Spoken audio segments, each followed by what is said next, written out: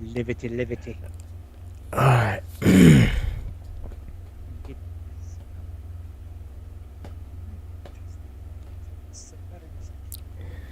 So it does look like... Move that right there. So now, okay, got that. That's going. And this is going here. And There. that's good. That's good. This is good. Like it. Let me throw some chat likes out there. Try to get us a little bit of. Oh, come on. Where is it? And it's like, no. No, that's not it. But wait. Did I? The hell is this? Anyways.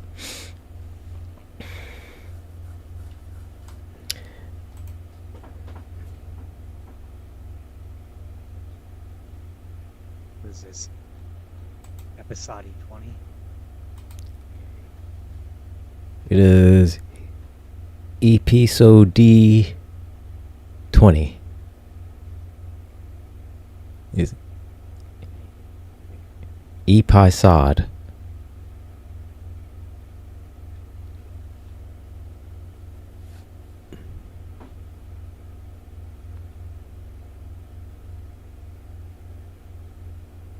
Oh, nope, that's wrong. Remove that comment. I'm in the wrong account.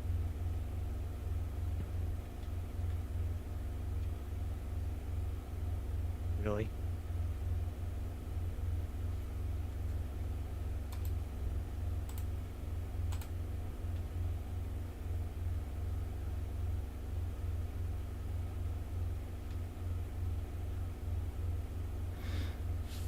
And you? Hello, rules of acquisition. Well, hello to you. Hello.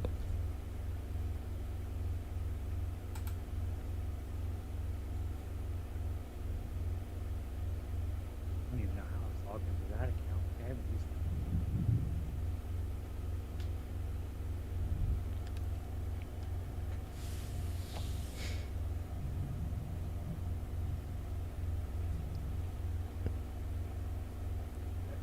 I don't know how long I'm gonna have power. My microphone sounds But not sure, but you know what? I will stay on as long as I can.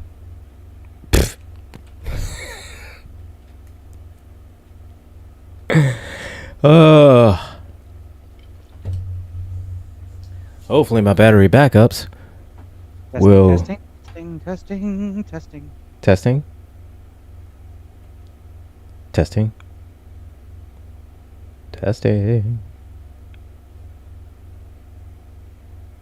Testing. Ow. Fucking hell. Okay, I sound better. Yeah. I was muffled on the YouTube feed. I don't know what's going on there. So I am swap some things around. Gotcha. Alrighty then. Yeah, where the what in the fudge knuckles is going on here? Alright, there we go. Alright. The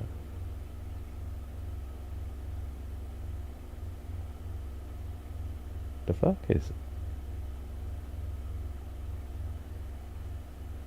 the fuck?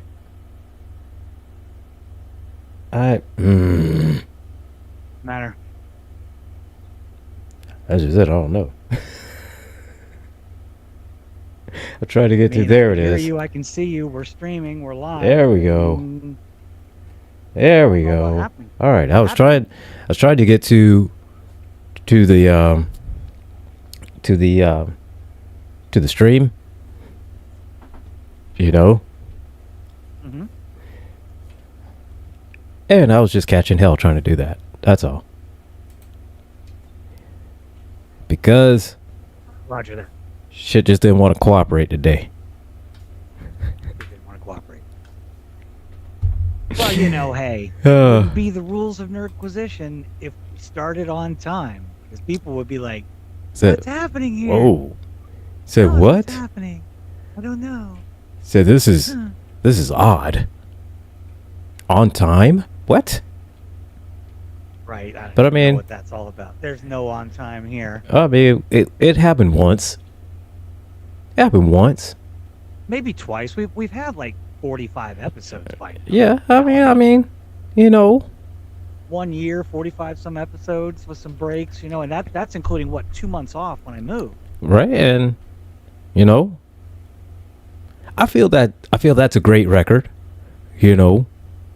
considering how that just the simple fucking fact is that we run on ADHD time. Yes, we do. We most absolutely run on ADHD time. That is not a lie, anybody who's watching. But that being said, it is 3:10 p.m. almost. This is the Rules of Nerdquisition. Close enough. June 29th, 2025. We are back again. Thank you for joining us. If you're joining us, if not, you can listen later. Remember to like and subscribe. Follow our YouTube channel at The Rules of Nerdquisition. You can also follow us on Spotify. Look us up, The Rules of Nerdquisition. You can listen to it there. And we're going to have some new editing in our podcast. A little bit of background music, a little bit of mood setting. I'm going to keep everybody involved in the stories we're trying to share with you today. I'm Gretchen. This is Gilbert. I'm also known as Trans Gretchen, and then the Angry IT Nerd. And like we said, we've been doing this for over a year now. 45 some episodes, still rocking. A little behind on the Spotify updates, but you know what? It is what it is. It is what it is. We'll get in there. We'll catch up. It is what it is. Time. Yes, exactly. Quick announcement here. Today we're actually going to be reviewing TOS episode 20, season 2, Return to Tomorrow. And I have some good and bad and interesting thoughts about that one, but we wanted to make a quick announcement. The next episode in Star Trek TOS season 2, episode 21, Patterns of Force, is a problematic episode in some ways. Very much so. Given some of the iconography, a lot of the definitely visual aspects very problematic. Yes, the iconography, minimizing certain atrocities by certain regimes of the past, and even one of the main characters that is in the story, who's not a main cast member, but trying to sell the efficiency of a benevolent regime. Which so we're not going to cover that one. We're going to skip over that episode. It's again problematic. But just basically like this, the whole plot of that whole episode is Kirk and Spock get in some shit and they get out of shit. So that's it. I'll leave it at that. They get in some shit and they get out some shit. Today, on the other hand, though, is a fairly, I say, run-of-the-mill Star Trek episode. Godlike aliens, possession, that sort of thing. But one key in this episode is that we are first introduced to Diana Mulhall, longtime Star Trek alum. She appears in this episode as Lieutenant Commander / Dr. Ann Mulhall, which I thought was interesting. Diana Mulder and Mulhall. Yeah. Very similar here. For those of you that don't know, Diane Mulder reprised her role again in season 3 of TOS, which we'll review in our next season. Is There No Truth and Beauty, where she was the blind ambassador for the Medusan. Different character altogether. Yep. And we'll revisit that again. But more importantly, most people know her as being Dr. cast member during season 2 of TNG. She was Dr. Pulaski. Dr. Catherine Pulaski, that's correct. And I am actually happy to say that I cannot add her or use her in today's kill to death ratio. She is alive and well at the age of 86 and still kicking. So, all right, congratulations, Ann. Ann Mulhall for still being alive. Ann Mulhall. Right, Diane Mulder or Lasky or whoever you are. Who even are you? Who are you? Oh. But I've always come prepared. I always come prepared. And when I was doing a little bit of research into this episode, I actually watched it this morning just to refresh myself, really be fresh on it. I didn't realize, I feel like a bad Star Trek fan. I didn't realize how many return performances there actually were by background cast members. We've talked about Lieutenant Leslie before. He appeared 58 times. Okay, so yeah, you're not the only one that feels like a bad Star Trek fan. They can't decide what color shirt they want him to wear. He changes shirt colors all the time. Well, I mean, you got. I guess you got to kind of look at it like this. Being in Starfleet, he, trains in different departments for career advancements. So he could be in engineering on one ship and then be in science officer on the next ship, and then on the next ship he could be in command. So I guess we got to look at it like that. Here's another interesting one. So let's jump into the episode first, and when we get to the scene where he pops up, I'll discuss that. But why don't you kick us off here? What's going on? What's our mission this week? Oh, well, see, as Kirk and them just minding their own business, just doing what the Enterprise does, doing Enterprise things in the Enterprise galaxy, all of a sudden they hear a voice. What kind of voice you may add? It's in space. So what kind of voice you may ask? A voice with no body. Everybody hears it, but but it's the voice of Sargon. Sargon. Heads or tails of it. She's like, there's no transmission coming in. There's no. It's just there. It's just a voice. And fun fact: James Doohan, also known as Scotty. I mean, we knew that, but to those of you that didn't, James Doohan provided the voice of Sargon when he was not in Kirk's possessed form. That was still Shatner. Well then. Voice actor, but was James Doohan. Well then, Scotty's a good guy and a bad guy in this one. All right. He's pulling there is no double duty in this episode, by the way. Chekhov did not appear in this episode. So he's pulling the double duty. Well, Chekhov had the day off. So that's right. So all right. So Chekhov wasn't there. So you got to think that, okay, Chekhov was probably in his quarters the whole time, taking a nap. Had no clue what was going on. Yeah, who even knows? I mean, but this is not the first time. I mean, main cast members would come and go in various episodes, and even though it's often pointed out that when Chekhov recognizes Khan in Star Trek II: The Wrath of Khan, people are quick to point out that he wasn't in the original episode, Spacey. Right. But if you read some non-canonical sources, he was there. He was just doing different stuff, different parts of the ship. Just kind of in the background doing stuff. Other things, stuff. Thanks. Just stuff. What's he doing? Well, Starfleet stuff. Thanks. But yes, we have another godlike creature, and sounds threatening. So it sounds threatening because have no idea where this voice is coming from, who it is. We just know a name. The name is Sargon. That's it.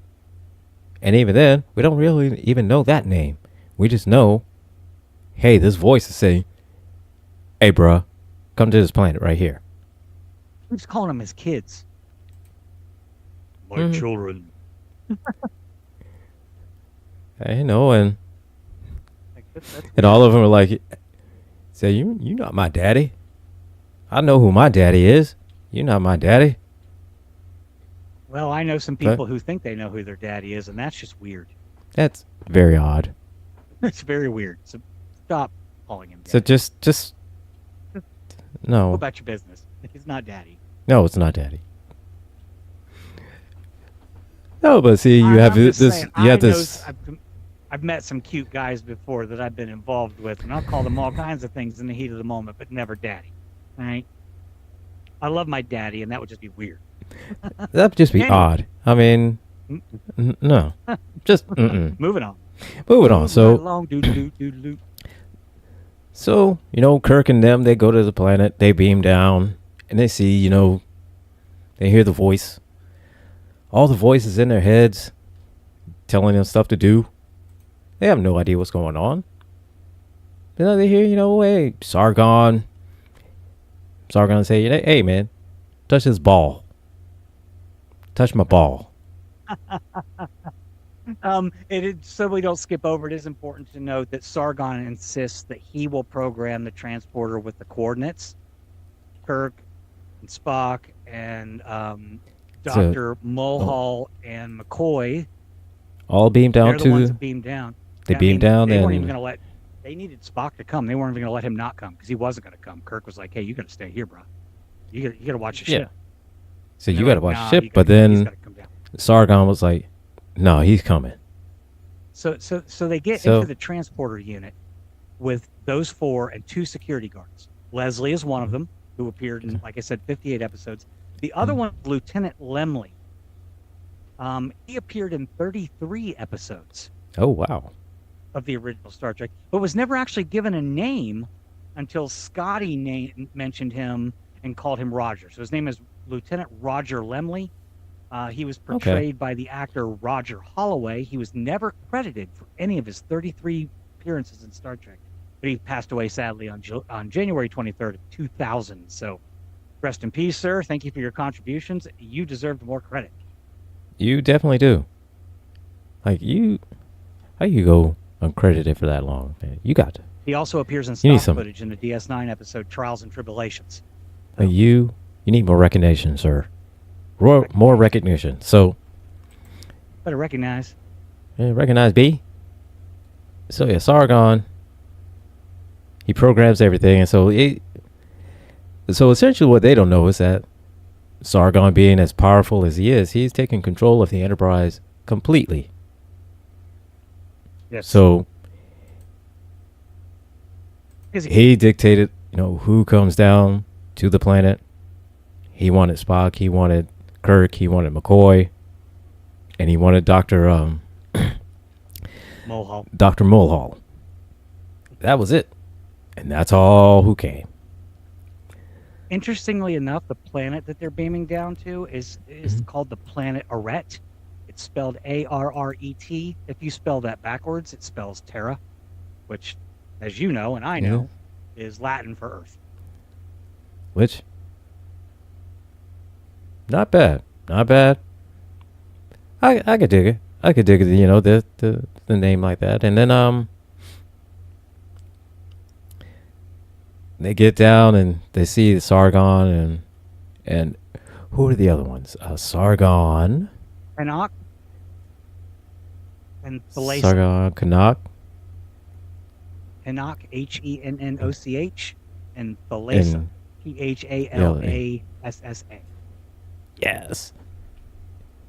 So then we find out more that they're highly advanced, alien race.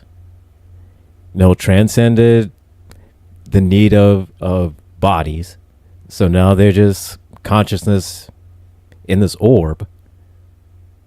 But at the same time, they're kind of trapped in this orb. So they're being all powerful and everything like that, and they can control the Enterprise. They can only do it but from a certain distance. Right, and they're like the last 3 members of some long dead race of ancient galactic colonizers. Yeah. And so basically what they want to do is maybe some of the progenitors. Perhaps. It could be. They just want to find a way to get back home. So, all right. Kirk is like, you know what? Hey.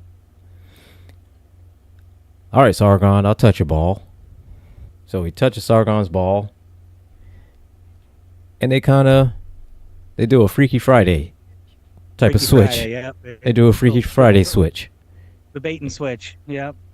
Yeah. And this is one of the hammiest scenes, in my opinion, in this show, in this episode, when Sargon is inside Kirk's body and he's like, this body.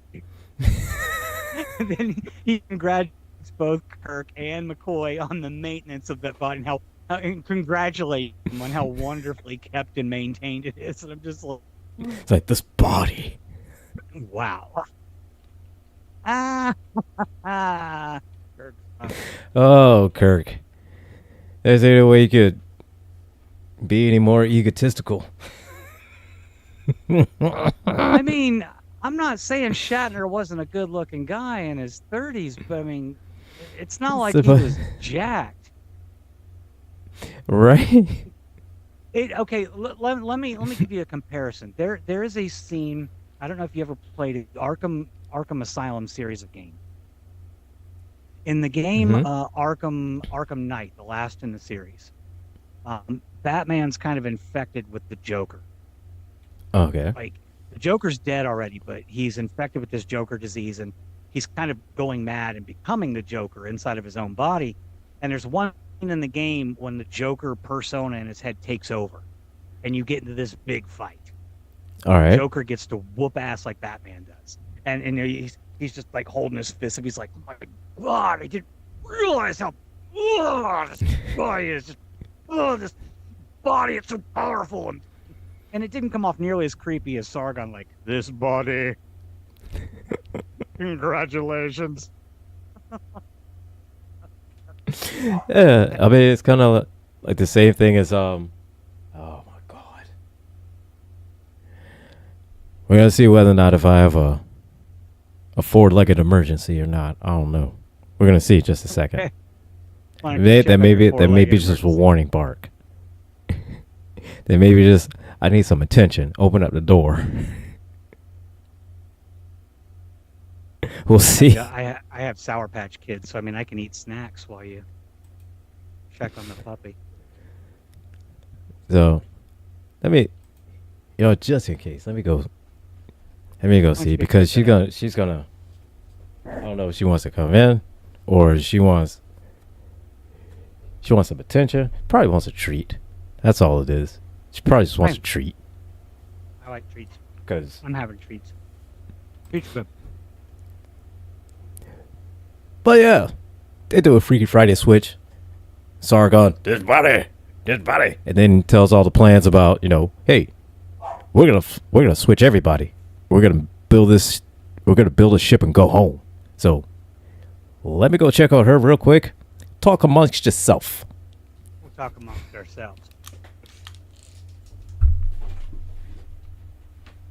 Yeah, they definitely want to get off that planet.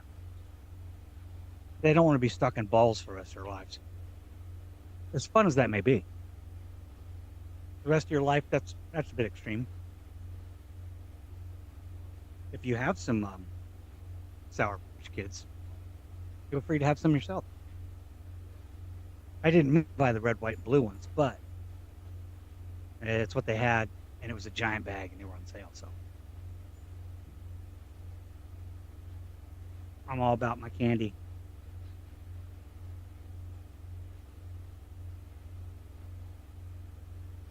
But as we were saying at the beginning of the episode, it is one of those pretty traditional Star Trek storylines of, godlike creatures possessing or demanding obedience from prize crew, like worship or servitude or something like that. And there's no shortage of them. I mean, we've got plenty of these types of episodes left to go. Even to the point where, I mean, I would say that this model of episode with possession and godlike creatures is equally on par with evil AI. And the amount of episodes that we get divided between these two main themes in Star Trek, the original series. Yeah, that sounds about right. It's like, what is it this week? Is it some godlike alien that wants to possess or force humans into servitude, or is it an evil AI that wants to destroy or force humans into servitude? It's either a god, an alien, or a robot. Right. One of those three. It's going to be one of those three. Oh, my goodness. It is a trend that continues into Next Generation and other episodes of different various series as well. Hmm. So. And pretty much kind of like most sci-fi tropes, where it's either aliens, it's like either aliens, monsters, or a wizard. Now it's a robot. So it's like, aliens, wizard, robots. So yeah, I mean, they say there's only like 7 main archetypes anyway, so yeah, I mean, so or at least that's the ones that make like a good compelling story, because you have to have your antagonist, you have to have good protagonist, and what better one than crazy robot, crazy alien, crazy wizard. What we learn here in this episode is that, especially with Kirk and Dr. Mulhall, that the longer that Sargon and Thalassa exist in their bodies, their heart rate increases, their body temperature increases, they can only do it for so long. Basically, McCoy said it best. He's like, you're burning these bodies up from the inside. You're just cooking them. Yeah. Because, it's almost essential, like, you're using a nuclear battery for a Roku remote. Like, yeah, it'll work, but it's going to burn that remote. 14 milliseconds. Right? Like, it'll work, but I mean, you might push a button, but that's about it. That is true. But what they want to do is they want to take over Kirk, Spock, and Mulhall's body, and so that they can build these android bodies. That they essentially, to build the special bodies for them, so that they can basically do like how what their race of people did, just go out and explore. Same thing as what they're doing, just go out and explore. Except at this point in their lives, it's just they're not out trying to colonize anything, because they've basically colonized this whole galaxy. So now they're just out just like on a retirement tour, just going from planet to planet, just like, hey. Right, exactly. Essentially almost just like Scotty at the end of Relic in TNG. Like, here's a shuttle, go explore the galaxy, have fun. Right. And so essentially, they're trying to get basically like a space RV and just go from storming the castle. Exactly. That's what they're trying to do. They're trying to be like, hey, they have fun storming they're trying to be like that couple. And just right. And yeah. McCoy's not having it. He's like, whoa, this ain't gonna work. And this actually leads into another dramatic Kirk moment, which I actually like this one. They're in the conference room. Mm-hmm. And Kirk is like, look, I'm not going to order you to do this. This is kind of our shtick. You know what I'm saying? Yeah. That's kind of what we do. Exploration, knowledge, opportunity, first contact. These sorts of things. And he gives the whole speech, and I'll sum it up where he says, risk is our business.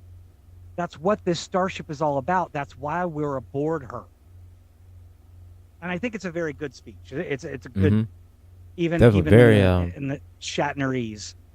Yeah, it's a good speech. It's very impassioned, and definitely it delivers his point across. It's like, hey, we got into and doing this for opportunities like this. We got into opportunities, to meet these alien races, to get, to exchange ideas, and to learn from each other, to get these technologies. And he did have a point. It's like, hey, yes, it's a very high risk, but the reward is worth it.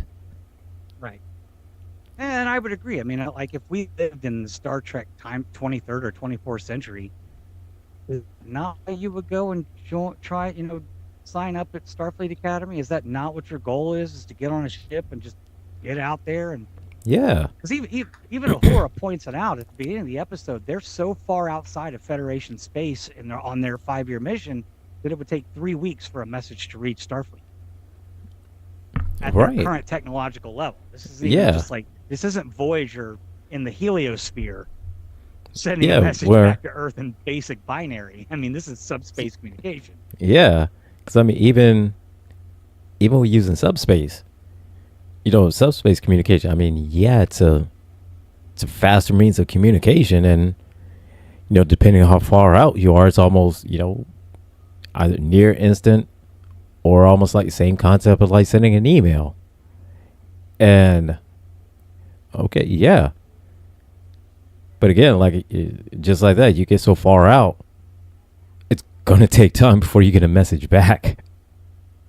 Kind of like at the beginning of the episode when I was trying to get a authorization code to log into one of our accounts, and I had to go to Yahoo to get it. And Yahoo is so far away. Yahoo being Yahoo. It's amazing that Yahoo still exists. Surprising. Like, I'm surprised. I figured they would have gone the way of GeoCities by now, unless GeoCities is still out there. Oh, GeoCities. Well, GeoCities got bought up by Yahoo. That's what happened to GeoCities. Yeah, the U.S. service was shut down in 2009, so it's long gone. Honestly, I'm surprised by Yahoo, and then they shut it down. Honestly, I'm surprised. AOL is still a thing. That is interesting. Yes, it is. I'm surprised AOL is still up and running. AOL was a scam back in the day because it was just like, hey, you got to spend all this money so that we can provide you this bloated platform to access the web, which was still in its infancy at the time, for the most part. And then DSL came along, and we were like, oh, we don't need intermediary? So yeah. And then we got high-speed data. And then from that, we got Wi-Fi. Oh. Fiber optic, Wi-Fi. Fiber optic, and Wi-Fi, and so now here we are with the inconvenience of convenience.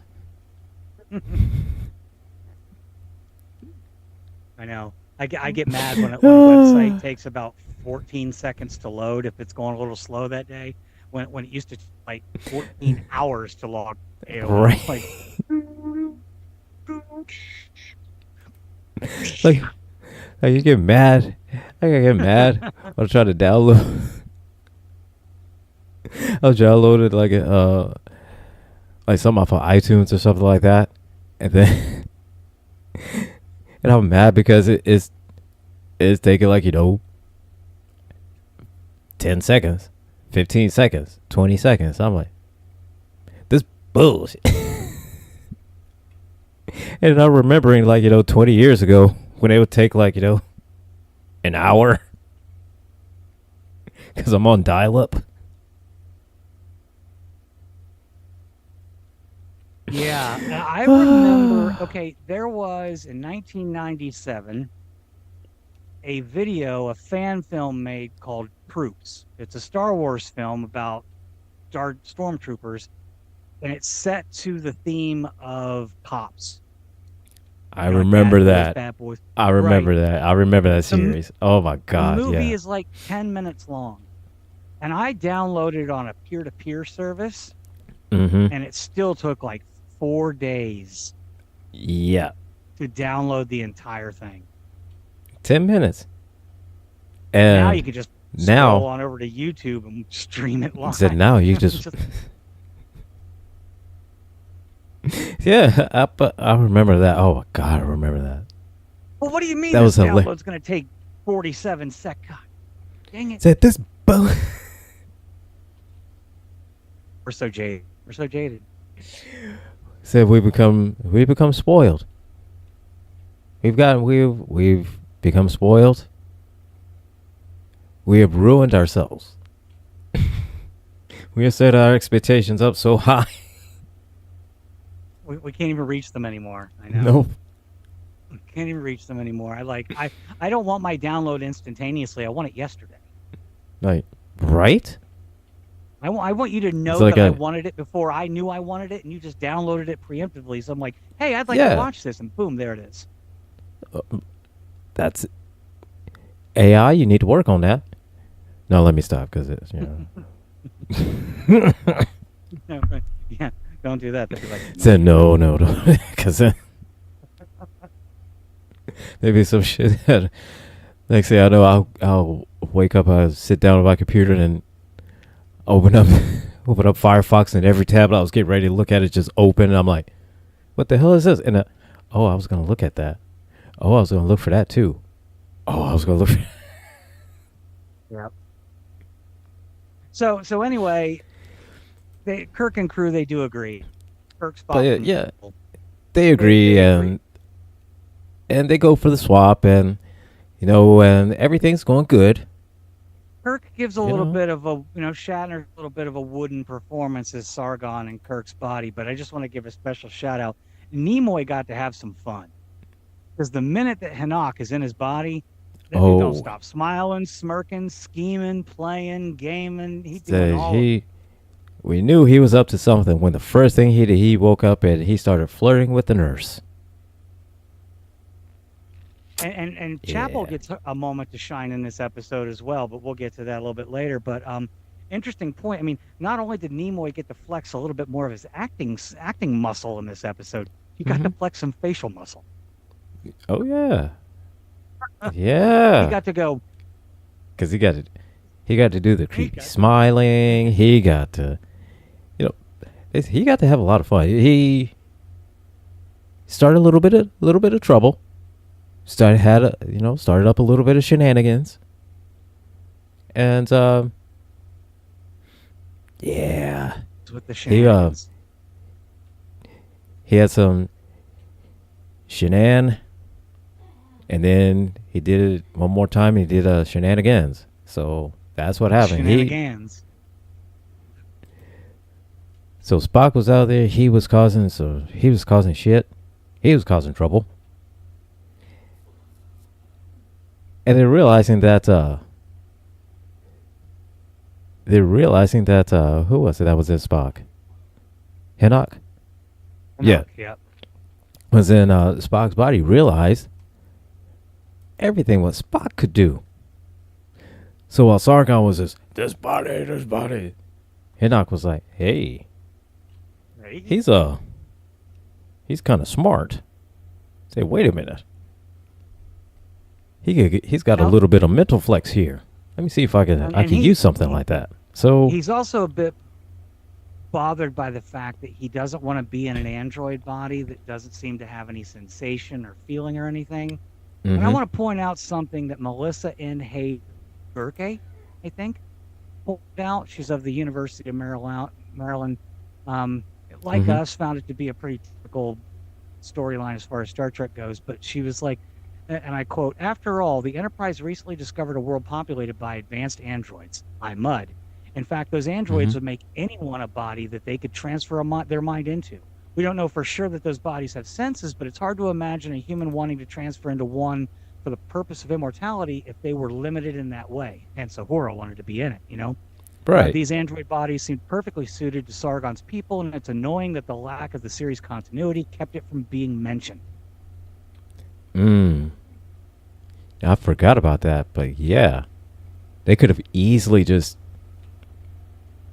taken those orbs to like, Sargon, let me grab your balls, and we'll just take you back to Mud's planet. Say they can get you all. You give them all the specs, they'll make it up to like that. Norman's got you. He got you, man. He got you. Norman 1's got you. And you could look and be like whatever you wanted, and so hey. Yeah. Just an interesting point.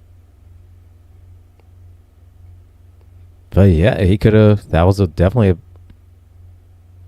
workaround that would have gotten the job done a lot faster. That is where I get so, I don't want to say upset, but I get confused or just irked in a way when you see a lot of the times, especially in Star Trek, aside from, Deep Space Nine, especially from late season 2 on through to the end, Star Trek Enterprise season 3, why Star Trek is so resistant to serial TV, to ongoing storylines. Now, Discovery did it. Well, during that time, it was fantastically. Yeah, absolutely. I don't know, because during that time, I mean, outside of the occasional like 2-parter episode, there wasn't. Every episode was like self-contained.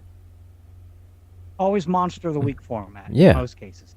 Now, I'm not a filmmaker. I'm not a TV exec, so I mean, I can only guess. I mean, I like to think I'm somewhat smart. They probably do it to try and capture the average audience, people who aren't going to watch every week. Yeah. Now that makes sense. That you can sit down and watch and walk away from and understand what's happening without sitting down in the middle of a storyline that's 20 episodes long and going, so, well, wait, what's going on? Well, how is that?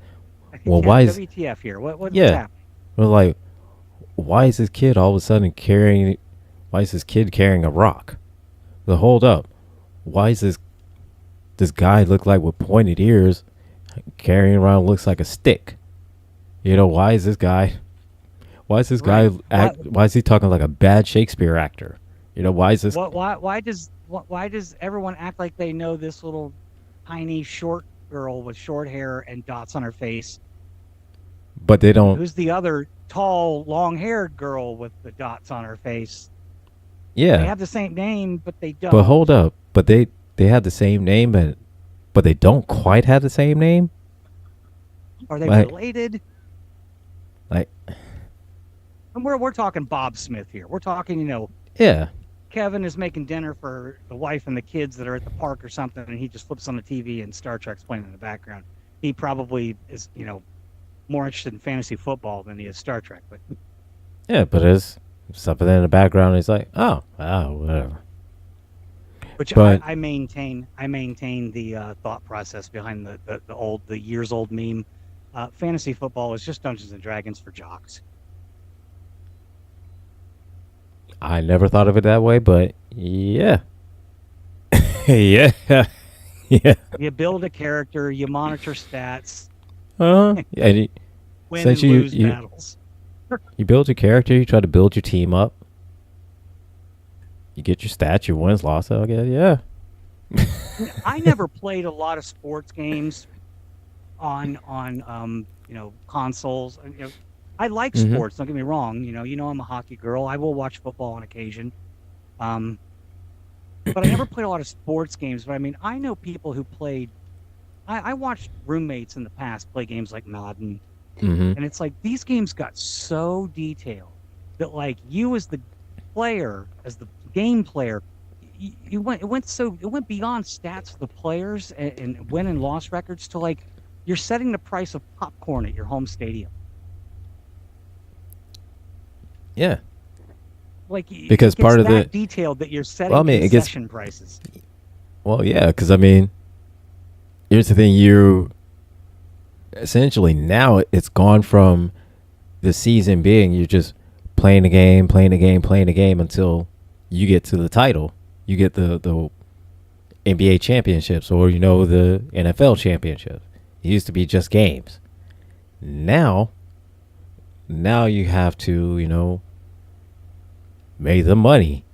Now you have to, you gotta entertain the crowd, so to speak. And now and it's not just about just the game.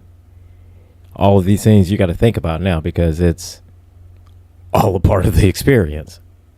And I think it's great, especially when you get like these real-time stat uploads now. Like you can just click a button in your console and it will update rosters on every team based on real-life trades and everything going on. Right. Whereas like when I did play on, it was Madden 94 on 3DO. And the only way that you could tell Barry Sanders apart from, say, Joe Montana was the color of their uniforms and their skin. That was it. Whereas nowadays, they're all digitally scanned in. Right. And you see full detail of, even go so far as like their eyebrows. Like you can see that. Yeah. As opposed to just kind of like in the 80s and 90s, just seeing a pixelated block. Yeah, and even when I was like into like NASCAR games and stuff, I mean, it went from just picking a car that you thought looked cool and driving in circles to where you're setting the wedge and the engine torque and your spoiler settings. Like, God, you had to be, by the time I stopped playing that game, like you had to be a freaking mechanic engineer to understand how you set up your car just to race a race. Yeah. And not only just that, is you could, with racing games like that, you can almost adjust your car to the track. The temperature of the pavement matters. Yeah. And the tires that you pick. And the thing is that the developers, think about the physics of all this, of how the tires would react on the road when it's windy, when it's raining, when there's winter, when it any kind of condition that you can think of. That's what they take into account. Everything. Yeah, I mean, like, I remember the very first Need for Speed. Also, I played on 3DO. You had 3 cars you pick. There was like a Porsche, a Ferrari, and a Lambo. And it was intermixed with these cutscenes and races of the live action video of this dude like taunting you. Again, to sit down and play Need for Speed now or Gran Turismo or any of those, you better crack open an engineering textbook or something, because you need to know, you need to use your kidneys to play these. Right.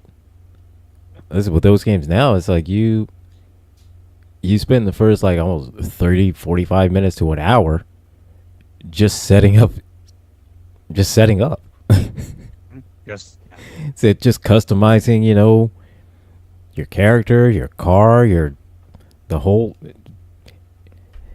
name, whatever thing every bit of thing you could customize and upgrade, you do that.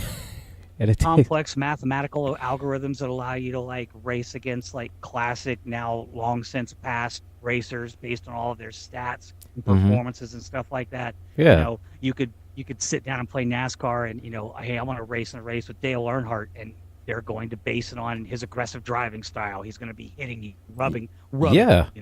He didn't hit you. He rubbed. He's racing. But yeah, I mean, and again, it takes stuff into account like that, when how certain drivers drive. Do they drive, more aggressively? Do they, are they, more evasive drivers? Do they mind hitting you or not? That. Exactly. And again, it's all those little details that they take into account now, rather than just everything. It's insane. Yeah, like 30, 40 years ago, it was just like, oh, well, let's just slap on a different color and a number, and then, that's Dale Earnhardt. Or slap on another. Well, we're from the same era of video games, and that you very much remember, like I do, that how fascinated we were by the fact that we could just be this little plumber running up an inverted metal plank jumping over barrels. Right. And now look at it. Exactly. But Spock is like, look, I ain't setting up this car. I ain't spending 17 years setting up this car. I ain't doing it. I'm just going to shoot the other driver and take his. Yeah, because I mean, so here's segue. So here's the thing: is that boom, boom, boom. I've got it all. Yeah, hey, this body has a strength I like. It's got a mental power that I like, Everything about this is great. Why would I? Nah, I'm staying right here. Yeah.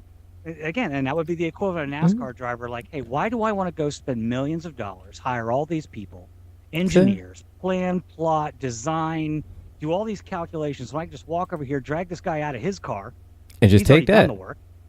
Beat the crap out of him, leave him on the side of the road. I'm just going to carjack. I want to pull a GTA on him. Yeah.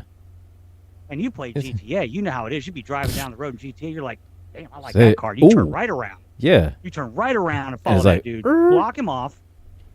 Get out my car. And then next thing you know, boom, pop, pop. I'm taking that. Right. And then race off to your little garage so you can heal it. Right, exactly. Or if you decide that, hey, you need a little bit faster getaway, you got your bike. So, boom, let me get that bike. Yeah. But in the end, I'm going to have to download GTA 5 again, since 6 is like never going to come out in our lifetime, I don't think. It's like last year, it's supposed to be out next year. So, it's supposed to be out next year. So anyway, Spock or Hinak, his plan, and he wants to kill Sargon, kill Kirk in the process, kill them both.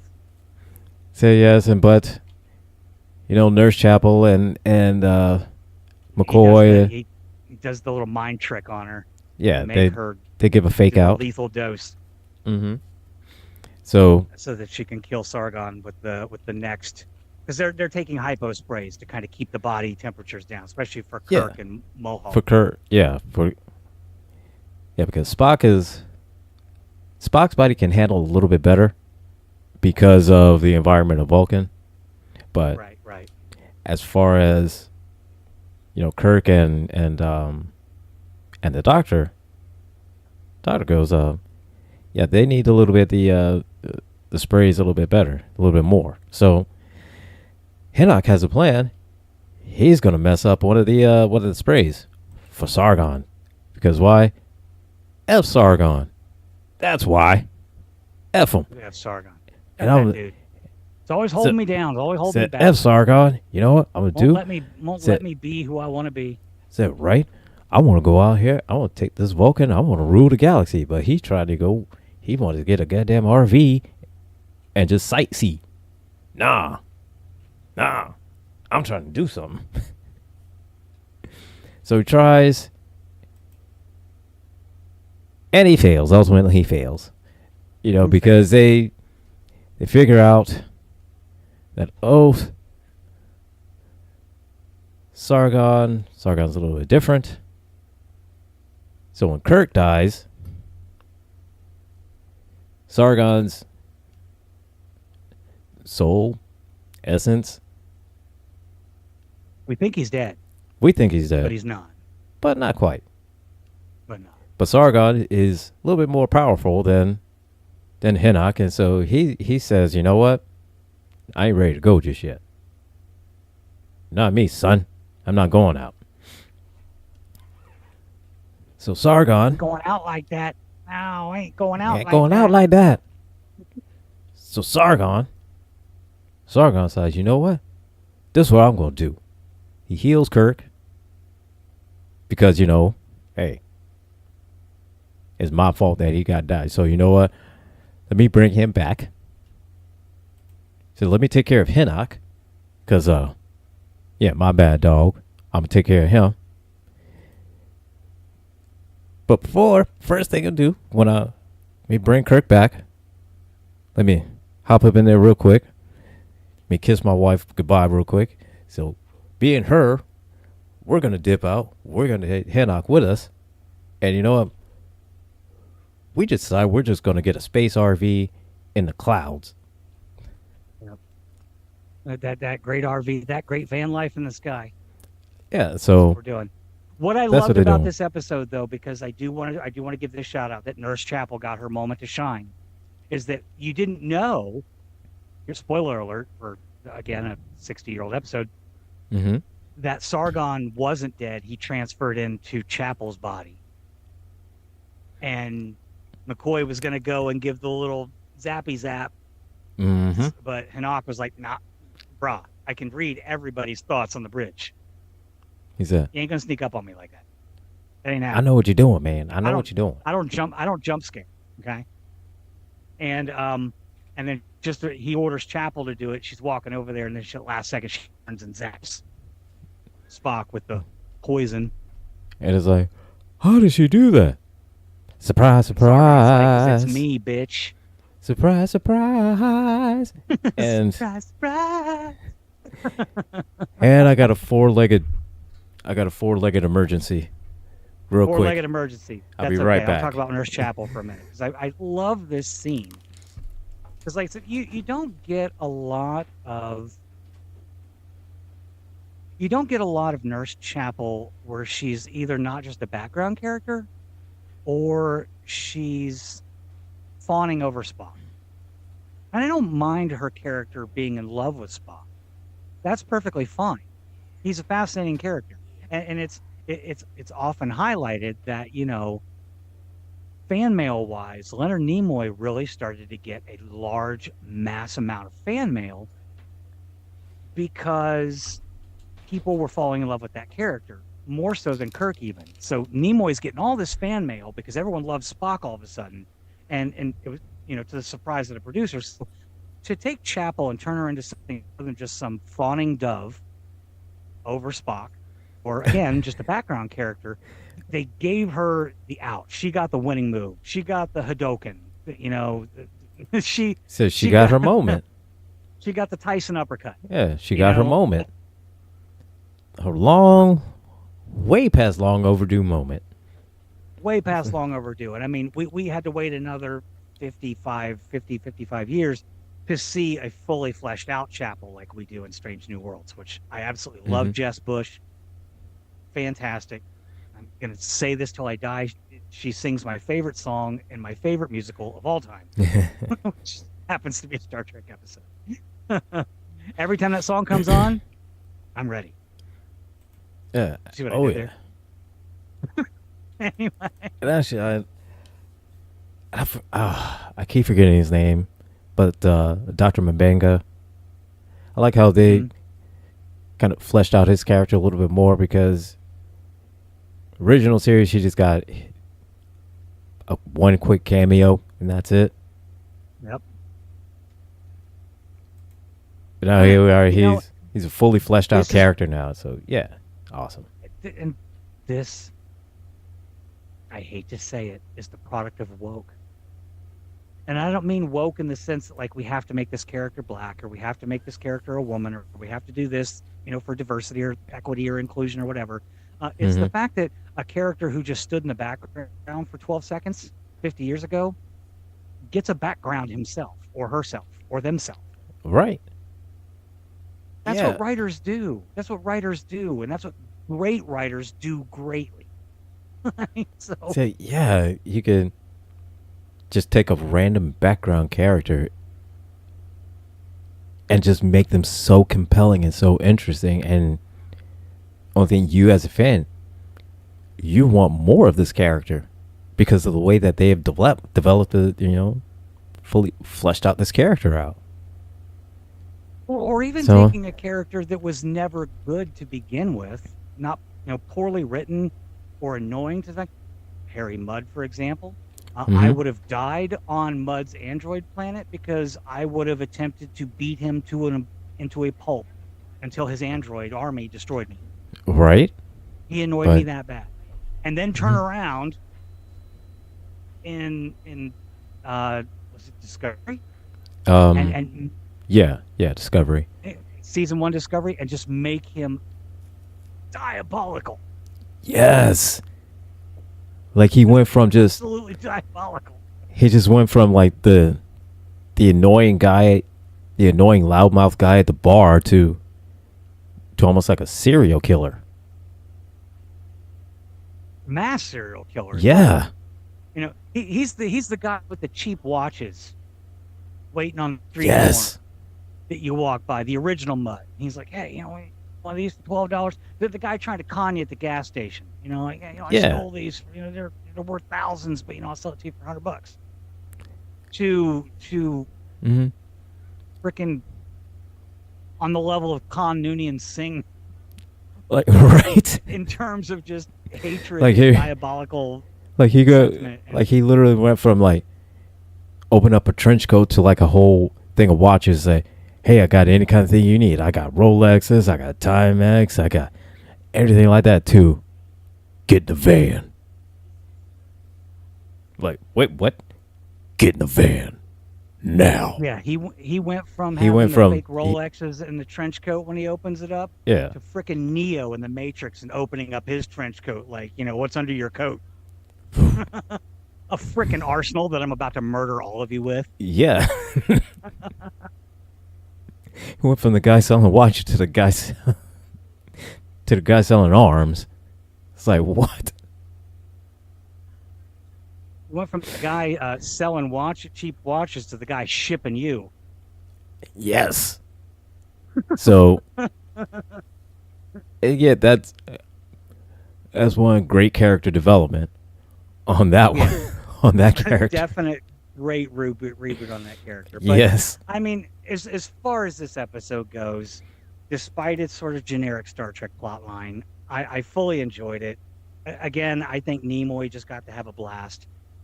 It's almost the same principle I get, or the same feelings I get when I'm watching Revenge of the Sith.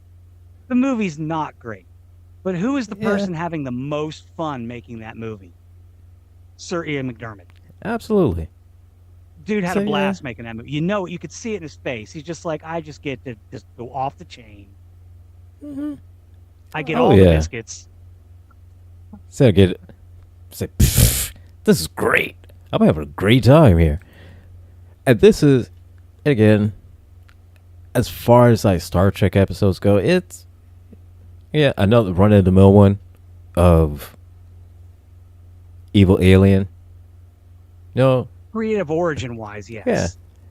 I mean, again, run-of-the-mill episode of it, but clearly this is one episode where it was meant to show Spock, Kirk, in different ways, because we see them as captain and first lieutenant and first officer. We see them as that, but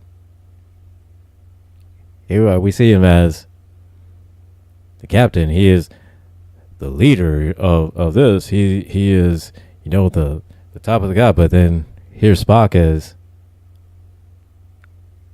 I'm gonna take you out and I'm gonna bang your girl. So we kind of see that kind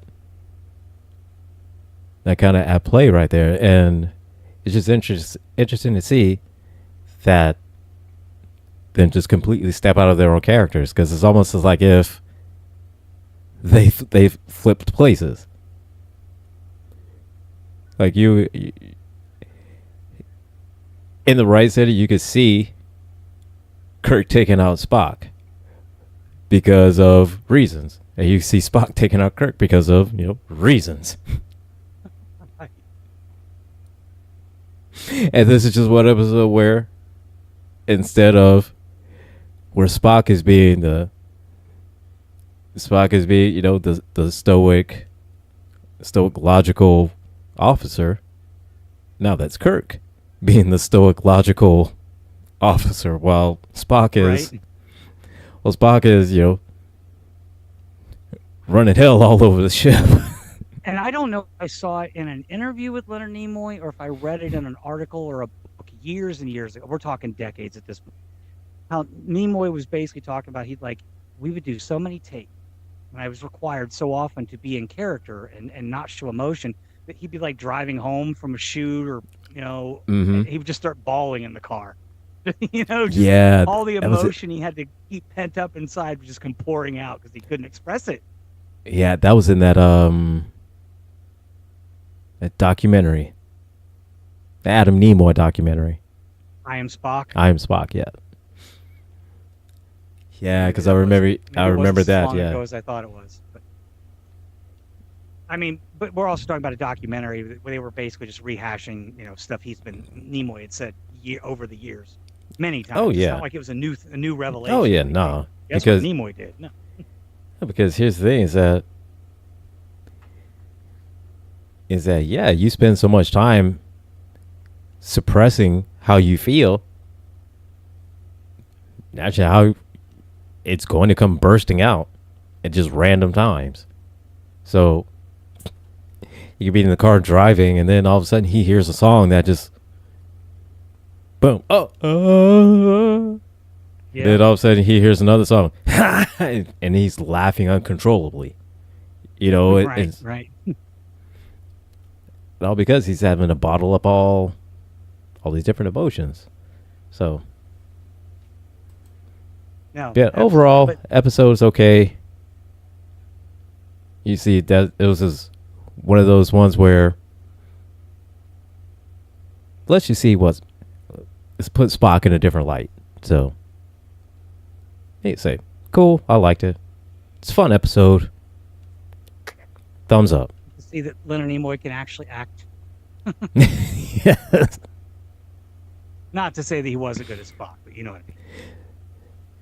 Oh, but I mean, it's good to see that, you know, him stepping out of just being that classic stoic role and being able to kind of, you know, flex his acting chops.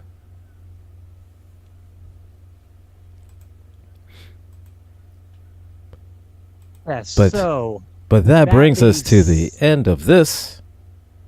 So now we're at the top of the, well, I guess here's the second half because we started late.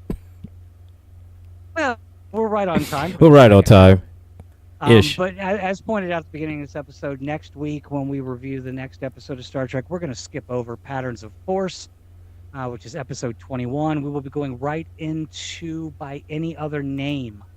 And I always remember this episode as the one where Kirk and crew get turned into those little tiny foam planters that you stick fake plants in. But you can crush them in your hand, those little green foam blocks. Only they're white in this. These little geometric shapes. Yeah. You know, super powerful aliens reappear, this time from the galaxy Andromeda. And they want to go home. Bum, bum. They want to go home. They're like E.T. For the next episode of Star Trek. They're like E.T. The original series. E.T. They want to go home. Now, if we weren't ADHD enough in the first hour of the show. Oh, we're about to... Wait till we get going. We're about to take you on a roller coaster ride. A whole roller coaster ride of just nonstop martial arts action. Yes, ladies and gentlemen, we have decided, you know what? We like to fight. We like to fight. Go fight. Fight! So we decided we're going to, you know what? And then that is when Gretchen decided, and I agreed, that we were going to talk martial arts movies. Because why? Because we can. That's why. And we like them. And we like them. We like them. And they're nerdy, too. And they're very nerdy, yes. They're nerdy. You know, I've said many times on many of the different shows and podcasts I've been on, I've trained in 7 different martial arts over a course of about a decade or so. Competent in some, master of none. But I know enough about the lore, origins, histories, main practitioners, stuff like that, that I can really get into this. Oddly enough, right, one of the more common martial arts that we see in films is Kung Fu. That is one I've never trained in. Really? Never. Huh. Because I know you said you were trained in Ninjutsu.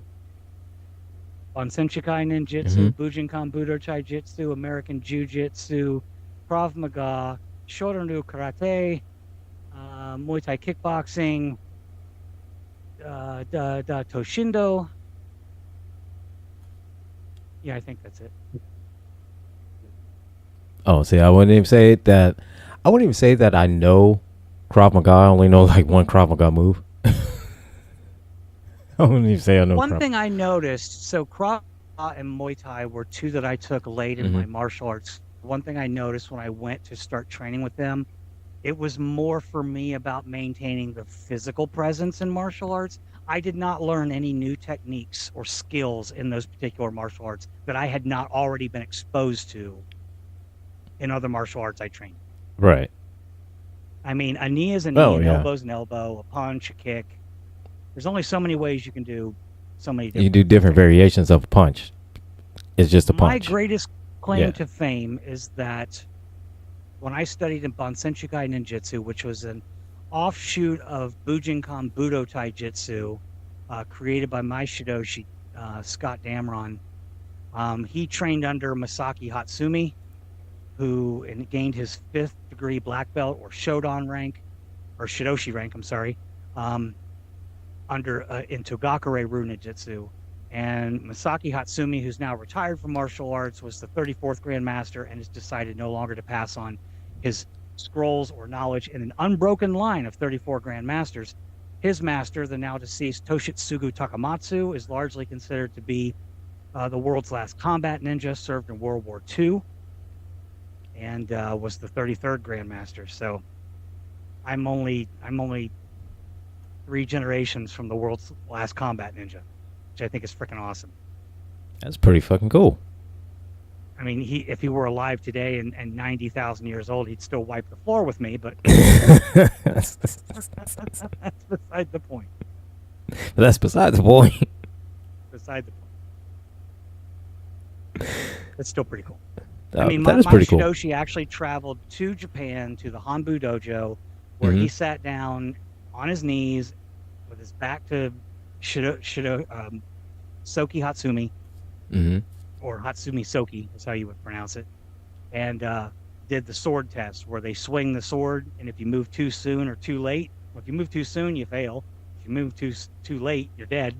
Now, in modern times, they administer that test with a wooden sword, so you won't die. But it'll hurt like a muff. Back in the old day, back in my day, not my day, but before my day. Well, listen here, kid. Back in my day, we didn't mess with these little wooden sticks like a pansy. We had the real deal iron steel sword. We don't use no pig stickers around here. Oh yeah, the only thing I'm not really like officially trained in like any martial art where I like got any degree or belt or anything like that or any kind of ranking system. No, I'm just mostly trained in like amateur wrestling, boxing, some kickboxing, a little bit of kickboxing, just kind of help with my kicks. But for the most part, I will stay back and rely on boxing and amateur wrestling. Some part, and I tried Muay Thai for a bit, but I hurt my shin, and I was the second I hurt my shin, I was like, "Yeah, no, I'm good." Yeah, and I mean, I've had some shin injuries before, and yeah, especially in Muay Thai. I mean. So all it took was one. Real masters train for decades and decades, just beating their shins on bamboo trees and stalks, and until every nerve ending in their leg is dead. Yeah, and look, all it took was one kick on a heavy bag, and I was done. I said, "Yeah, I'm good." And it didn't. I can work. And it didn't help. It didn't help that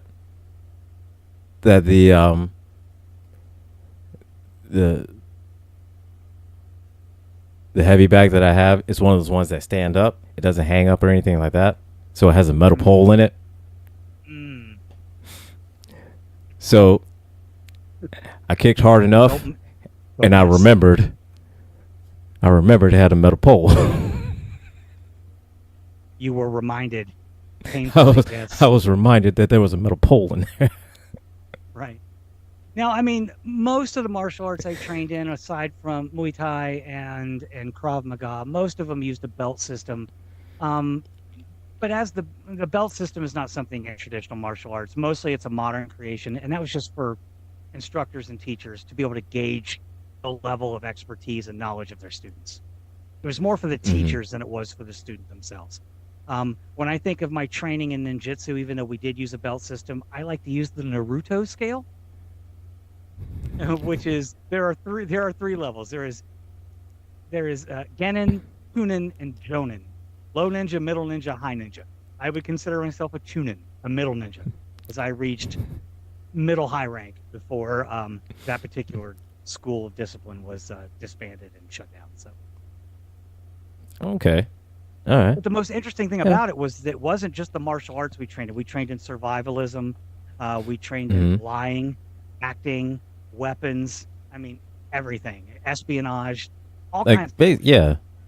Like training for, life or death situations, survival situations. So where you don't think that, later rank tests were like you had to create these whole personalities, and then you would be interviewed by our sensei. And they'd be like, okay, what's your name? What's your mom and dad's name? When were your mom and dad born? Who were your grandparents? Cousins, sisters, brothers? Where are you from? Have you moved? What's your favorite food? Like, you really had to create these in-depth dossiers of alter egos. Yeah. It was fun stuff. It was fun stuff. And then next week we might be building a ladder out of some, 2 pieces of rope and some sticks. Hey. Without tying knots. And that's something let's see, it's little stuff like that I know I definitely need to work on more. Like, just like survival things like that. Just like things like that you don't think about, you don't consider about, just because realistically the only thing you're thinking about is when you get into a fight is that, am I going to punch? Am I going to kick? Is it going to go down on the ground? Do I need to pull a gun out? Am I going to grab a stick? I take it to an extreme sometimes because, like, most people, or at least a good portion of people, carry a lighter with them. Mm-hmm. I don't. I carry a flint and striker. It's waterproof, doesn't require fuel.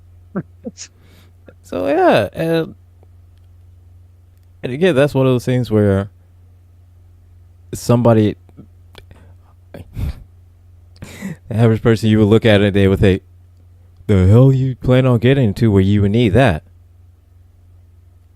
And the only thing you look at it is like, I've always got everything, like the basics, with me all the time. I mean, there's always, and it's like, something. Say, what kind of situation you get into where you need that?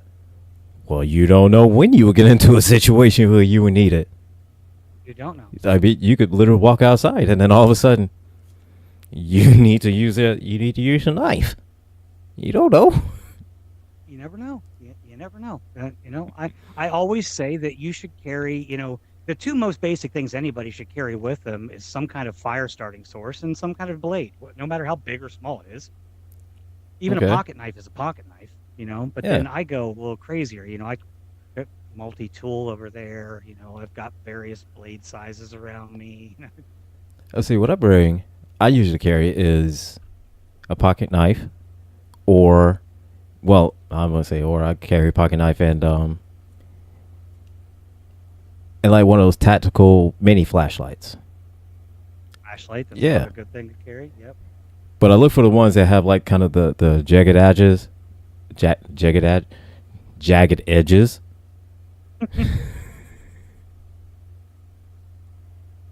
The jagged edges, around the around where the light is. Because one of my particular favorites. Now, this is something I would only take with me on camping trips or something like that. Is this little guy here?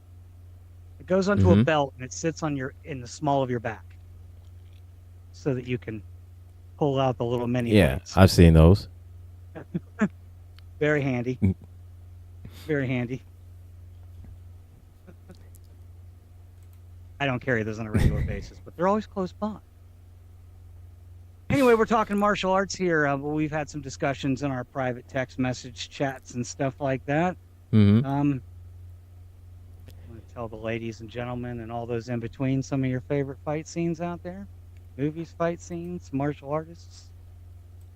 I will say, and because I texted it to you, that my favorite, like one of my all-time favorite fight scenes, is from the movie Drunken Master with Jackie Chan. Jackie Chan. And that was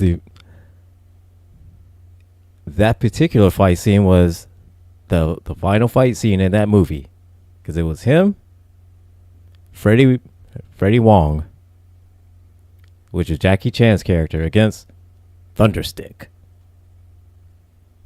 Was it Thunderstick or Thunderleg? Thunderleg. I don't remember. Thunderleg. Thunderstick was a character in Brave Star. It was Thunderleg. So. Now, I know Bruce Lee gets a lot of the limelight a lot of the time, but I do want to point out, not a lot of people know this, Jackie Chan actually appeared twice in Enter the Dragon. Yeah. Late in the movie during the fight scene. He also operated and served as Bruce Lee's, as a stuntman for Bruce Lee and other fighters in his multiple productions. So he's got cred. He wasn't just some dude that can jump through ladders and do neat stunts all on his own, you know. Yeah, no, he... even then, he's legit. He was legitimate then. So yeah, Drunken Master, that's one of my all-time favorites. Then Olo Young was also in Enter the Dragon. Oh yeah. We will know him as Chong Li from Bloods and Wars. First I break you. Chong Li. Now I break you. He had the greatest line in the whole movie. Just. Well, that was the Muay Thai guy. That was yeah. And then just Jean-Claude just does he just one kick. And knocks the dude out. I would go out and say that Bloodsport, while entertaining for what it is, I wouldn't consider a lot of Jean-Claude Van Damme's films to be great martial arts films. They're too heavily choreographed. And you can tell and it's when you watch them. Again, entertaining, but not like, martial arts classics. Like, like you're not going to get like a Sho Kosugi from a Van Damme film. No, you're not going to get Sho Kosugi from a Van Damme film. I mean, and don't get me wrong, what? And apparently, I understand, Van Damme, he's a legitimate martial artist, and he's won numerous karate tournaments, and but still, you're just not going to get a Sho Kosugi from a Van Damme film. No. And that's why, I'm actually a fan of Tarantino films, at least a good portion of them. But I'll tell you what, watching Kill Bill, especially the fight scene between Lucy Liu and Uma Thurman in the club. Yeah. If you didn't know the story, I just don't believe watching it that Uma Thurman could have beaten Lucy Liu. It was clear who was the better martial artist. Oh yeah, had better balance, technique, mobility. Without a doubt, yeah. Yeah, but if you didn't know what the story was leading up to, then instantly you would think, oh, Lucy Liu's gonna wax the floor with her. Right.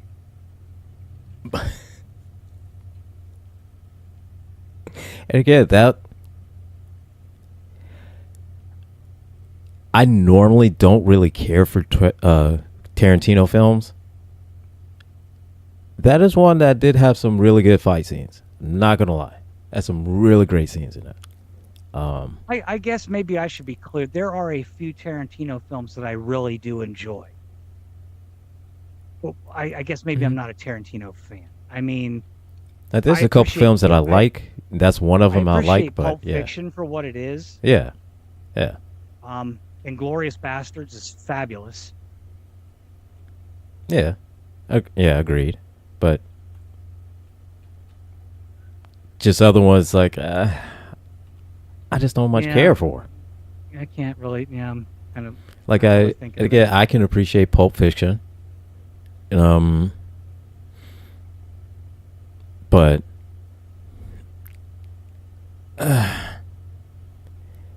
when it comes to like ones like, say, Django Unchained, no.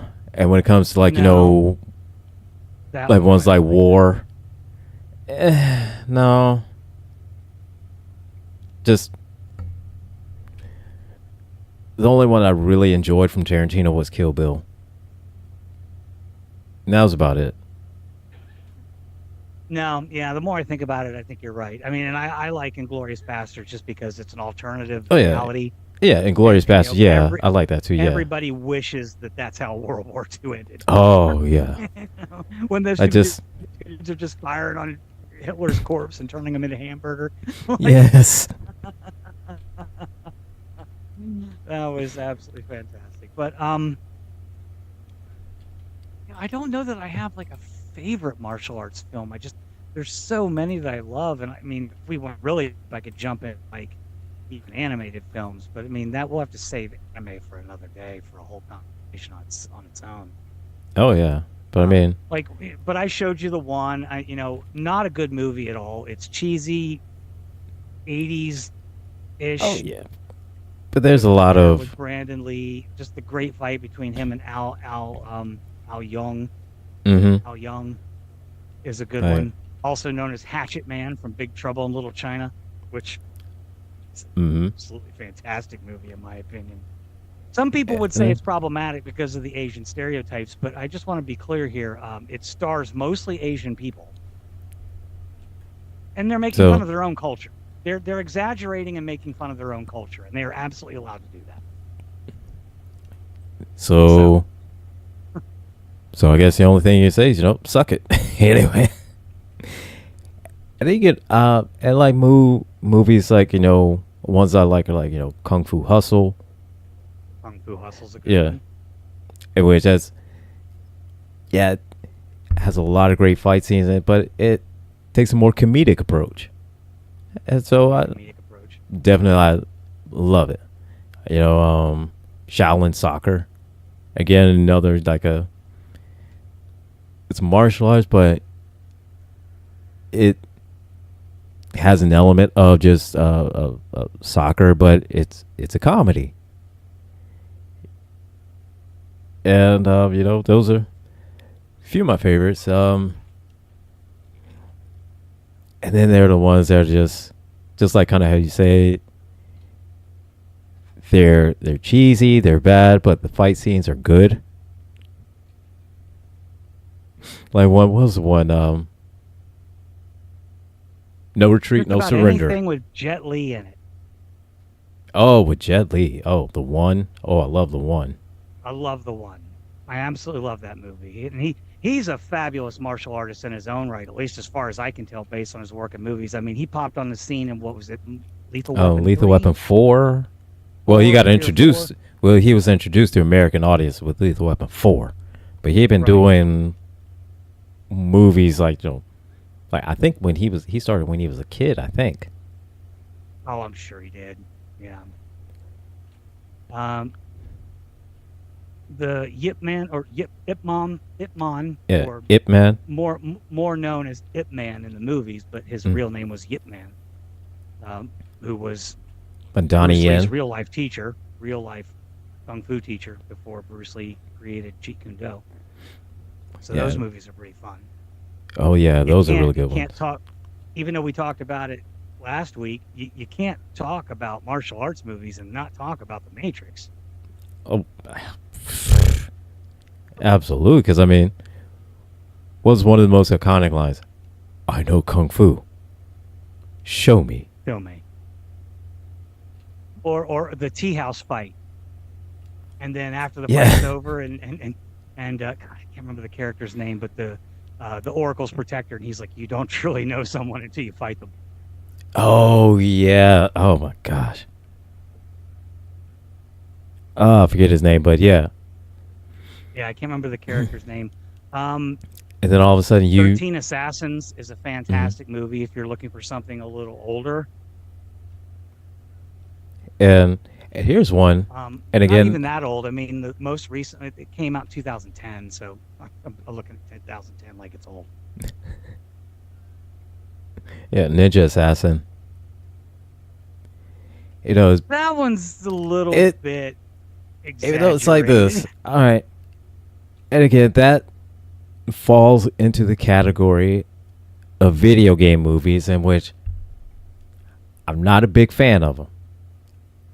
Never have been, never will be.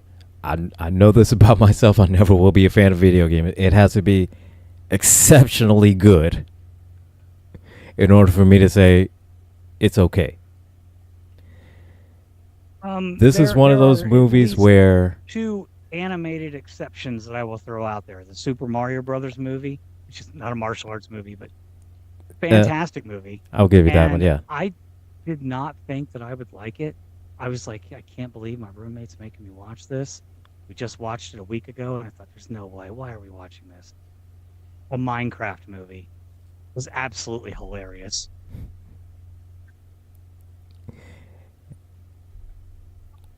I'll take your word for it, because I could tell you right now. It's stupid. It's great.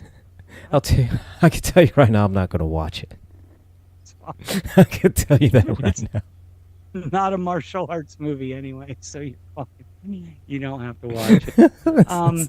I mean, some personal favorites, even though they're not great. I like Dragon, the Bruce Lee story. It's an over-exaggerated documentary of his life, you know. But I enjoyed it. A rumor. Yeah, it wasn't bad. I think Birth of the Dragon, the other one that I shared with you in text from Netflix. Yeah, that one is a better documentary. Exaggerated still, but better than Dragon. But Dragon's an emotionally gripping movie, so yeah, like it was good for the time it came out. When the time it came out, it was good. About Karate Kid also, it was good for the time it came out, but I wouldn't go back and call it a great martial arts. Oh no, it's not. It's not. It's a young adult film. It's a tween film. Is what it is. Yeah. Yeah, that's the best way to describe it, yeah. It was a young adult film before young adult films before a young adult. It was a teen drama film before teen dramas were a teen drama thing. Oh. Yeah. It was...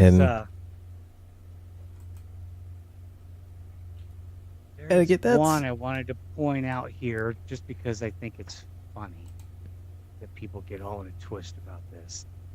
The new Assassin's Creed game, Shadows. Okay. Which, first of all, is something that the creator of Assassin's Creed said he would never do. When asked at like a conference or a game con or something one time, they said, hey, why don't you make an Assassin's Creed game in Japan? And he's like, why would I? How cliche can you get? Like, I mean... a stealth game and then feudal Japan? Duh. I want to do something different. And they ended up doing it anyway.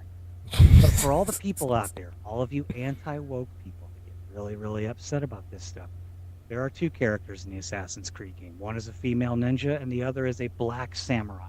And his name is Yasuke. And I just want you to know that the character of Yasuke is based on a real live black man who trained as a samurai in Japan during the feudal period. It is not a made-up character. It was not for DEI. It was not for wokeness. It was based on historical fact. So sit down and shut the F up. Boom, bitches. I can't drop my mic. It's on a stand. But anyway.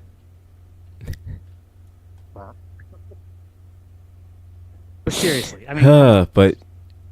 Yeah, I mean, and again, you know, people, pull your head out of your asses. I mean, come on. And sometimes a bad movie is just a bad movie, okay? I don't hate the Jackie Chan reboot of Karate Kid because they made the Karate Kid black. I hate it because it's a bad movie. It's just an all-around bad movie. I'm sorry, Jaden Smith. It's a bad movie. It's not good. I mean, I didn't even watch the whole thing because I watched it was on FX, I think. Okay. I think it was on it. It was out on FX. It was on TV. That's all I know. I was flipping through channels. And I said, oh, this is the new Karate Kid. And I've watched maybe about 5-10 minutes of it. I said, nope. Flip the channel. I don't hate, speaking of video game movies, I don't hate the reboot of Mortal Kombat. It's not great, but I don't hate it. It's better than the original. I have some notes about it. Okay. The only part of the movie that I did not like, because aside from that, everything about that story, I mean, it made sense. I mean, even though it was its own completely original storyline to it, but it did kind of fit within the realm of the Mortal Kombat game, in which the world it was set in, and just everything about it, all the elements to it. Now, with that being said, the problem I had was with the character of Cole. Meaning being that, okay, I understand Cole is a descendant of Scorpion, the whole nine, blah, blah, blah, blah, blah. Okay, I get it. Understand, I have no problem as a descendant of Scorpion. The problem I have is them teasing that Cole is somehow going to be Scorpion, or at least be a Scorpion in a sense, or like his ancestor, or it's going to take over his body so he could, I don't know, be Scorpion or whatnot. But aside from that whole arc, I like the movie. Aside from that, the fights were good. The acting was decent. The characters, how they portrayed in the movie, they stuck with how they are in the game. So, yep. So I was okay with that. I was okay with it. I just didn't like Cole. Fair enough. Now, what I'm going to do here, I am going to share one of the greatest secrets in martial arts films that most people don't know about. One of the hidden gems. That's something that people absolutely need to see. Now, leading into that, before I segue into it, it is important to point out that one of my biggest gripes about the original Mortal Kombat film is that you had Christopher Lambert playing Raiden. There was that. Yeah. A Japanese god of lightning, but was very much Highlander in a white robe.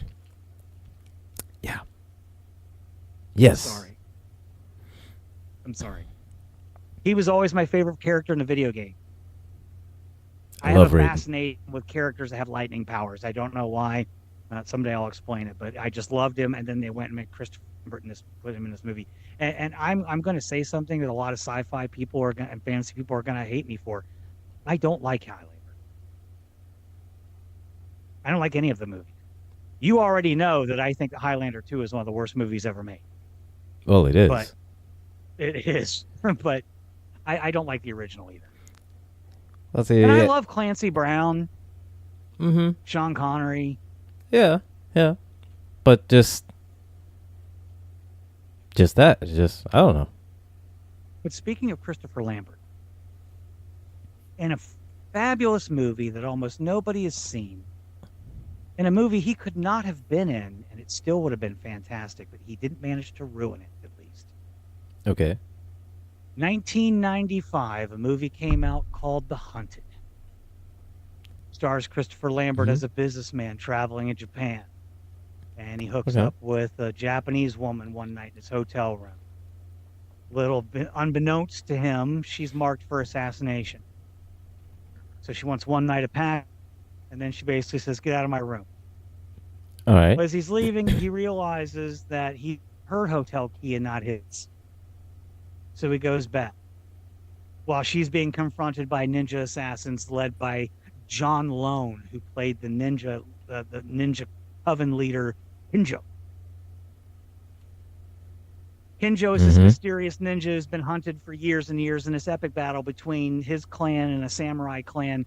Yoshio Harada was the samurai in the movie. Finds out that as Christopher Lambert's character, Paul, shows up, they try to kill him, but they didn't kill him. They left him alive. And the samurai warlord's like, oh my God, Kinjo never leaves anybody alive. He screwed up.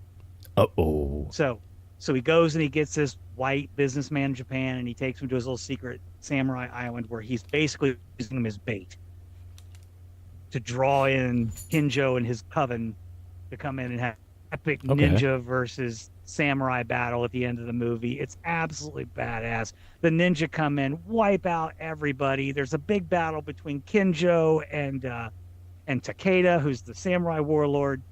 And even though Kinjo kills the samurai warlord, Kinjo's wounded, which allows Christopher Lambert to kill him. And some people are like, how did that guy with no training actually beat a ninja in a sword fight? Well, the ninja was injured, so at least they gave you an out. Yeah, so that makes sense. There is a scene in this movie when they're on a high-speed rail in Japan, and Takeda and his wife are taking Paul to the boats where they can get to the island, and a small ninja assassin team comes on. And after the failure to kill Paul at the beginning of the movie, Kinjo informs them, I want you to kill everybody. Everyone on the train. Nice. And they proceed to do exactly that. It is one of the bloodiest, most badass ninja slaughters I have ever seen on fucking screen. Oh, nice. The Hunted, 1995. Check it out. It is fantastic. Directed by J.F. Lawton, Christopher Lambert, John Lone, Joan Chen, Yoshida Harada, and a whole cast of other people. Also, with music by on the taiko drums. What's the name of the band? Shoot.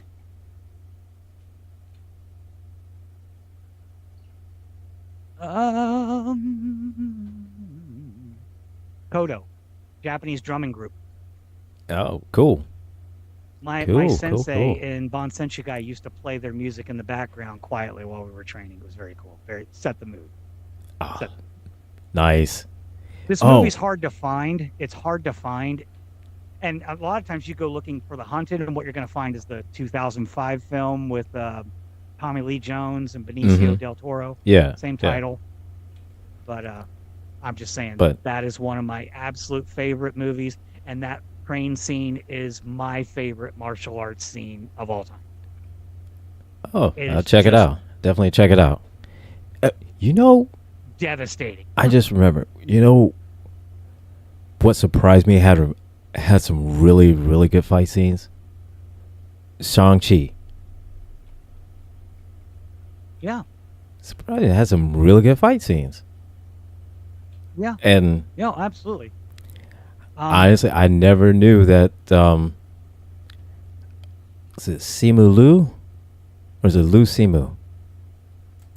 Simu Liu. Simu Liu. Who plays Shang-Chi. Yeah. Mm-hmm. Never knew he was acrobatic like that. Never knew. But when it came to those fights, especially the one that one of him when he took on, what was it, like the 2-3 people on the bus scene? Top tier. That was top tier. My opinion, top tier. That was a fantastic movie all around, and again, another star-studded cast. I mean, you got Michelle Yeoh. Oh, even though heavily stylized, it's hard to take Crouching Tiger, Hidden Dragon out of great martial arts films. Oh, absolutely. Very artistic film, I think, and props to Benedict Wong. He's got some fighting chops. Yeah. Not just Like, flashing the little magic circles around. He can actually scrap a bit. So yeah, and it's just, and of course you always know that Michelle Yeoh, she's just absolutely amazing. Just absolutely, and just with Crouching Tiger, Hidden Dragon. Oh my god. Oh my god. Captain Georgiou. Ma'am. Captain Georgiou. Said Captain Georgiou, you said you could beat the brakes off of Captain Kirk. I'm sorry, but you could beat the brakes off of him. Right? Yeah. And funny thing, I just saw this yesterday. I can't remember what he's going to be in. Ben Kingsley, who played Trevor Slattery in Iron Man 3, Shang-Chi, the Marvel one-shot. He's going to be in he's appearing in Wonder Man. Really? The upcoming Disney Plus show Wonder Man. Huh. Hey, woke, anti-woke. Wow. I didn't even know they were making a Wonder Man show. Man's a black guy. Huh. Oh. Hey, woke people. Oh, they're making him black. Oh. Hey, woke people. Hey, woke people. Ironheart has always been black. Oh, shit. Okay. All the people that are like, I can't believe I watched Ironheart. They had to make it a black girl. It's always been a black girl. Ironheart's always been black. She's always been black. She's always been black. She's always been a woman. Yeah. Nobody changed anything. And it's the same reason why all of those people got up in arms because Captain America is now black. And again, that happens in the comics. It happened in the comics. Sam Wilson got past. He got the shield in the comics. Everything that's going on that is happening in the comics. That's what's so crazy. The next thing, the next level of their absurdity, they're going to be like, next year, tell me, Blade's a black guy. It's like, Blade's always been black. Always been black. He's always been black, and he's always been a man. I would never want him to be white. I think that totally ruins his character. Yeah. And in terms of mermaids, when the color of the skin isn't part of the story, I mean, who cares what color they are at that point? I don't like to go off on this tangent all the time, but it needs to be repeated because, as a white person, I don't have these experiences, but I do have a grandchild who's black, a young black girl. And I've seen her eyeballs light up like freaking saucers when the Little Mermaid pops up on the screen and she turns to, her mom and me and goes, she looks like me. You can't match that joy. Yeah. I mean, the travesty is making Raiden white. Facts. I mean, or like the old Jerry Lewis movies, where he would do the Japanese caricature of the landlord, Yeah, and he had the buck teeth out, and he'd do the over-exaggerated accent. Mm-hmm. Like that's terrible shit. Oh, I'm so glad that's very cringe. It's very cringy. Even just when to see I'm that. quoting like some of my favorite Japanese movies, like quotes, and I think like Japanese American accents, I think they sound badass. But I try not to do the quotes in that voice. I'll just say it in my normal voice. Because one of my favorite actors of all time. One of my favorite actors of all time. If I could marry anybody, he's been married and divorced a few times, so I don't know if I could stay married. Oh, come on. I can never remember his name either. He's been in all kinds of crap. Oh, Hiroyuki Sanada. He's been in Marvel at least twice. As he was in the Wolverine, he was in was it Endgame? But most prominently as the lead character, loosely based on Tokugawa Aisu in Hulu's Shogun. And when that guy talks, I just melt. I just love his accent, the sound of his voice. It's just like, I mean, just, sir, just, you've been married like how many times now? I mean, is that? Oh, that's only once. Why am I thinking? Maybe I'm thinking of someone else. Married in 90, got divorced in 90. That's okay. I've been married and divorced once. Hey, didn't he play Scorpion? Didn't he play Scorpion in Mortal Kombat? Scorpion in Mortal Kombat. That's what I thought. The new Mortal Kombat movie. That's what I thought. And you know they're really trying to push the sequel to that because they got Carl Urban in top billing for Mortal Kombat 2. Oh my god. Yeah, I saw that. I did see they got Carl Urban, but I forgot which one he was playing, which character he was playing. Johnny Cage, that's right. He was playing Johnny Cage. Johnny Cage. It was... Yeah. All right. He's playing... I guess he's playing the older Johnny Cage, which is cool. But... Why is another white guy playing Shao Kahn? Oh, it looks like Hiroyuki Sanada's coming back too. But he died, right? Who? Or did he... No, he didn't die. It was Sub-Zero that died. Yeah. Sub-Zero is the one that died. Sub-Zero. Yeah. Right, okay. Yeah, I know it was one of the two. Between those two and Lizard, or Reptile, I don't know. They're all the same. They just have different color uniforms. You know? One's red. But honestly, what I'm thinking is that I'm kind of thinking for the sequel for Mortal Kombat is that they're going to bring Sub-Zero back, but as Noob Saibot. Which, in the game, that's who Noob Saibot used to be, was Sub-Zero. Yeah, it doesn't show him in the casting, but we'll see. We'll see.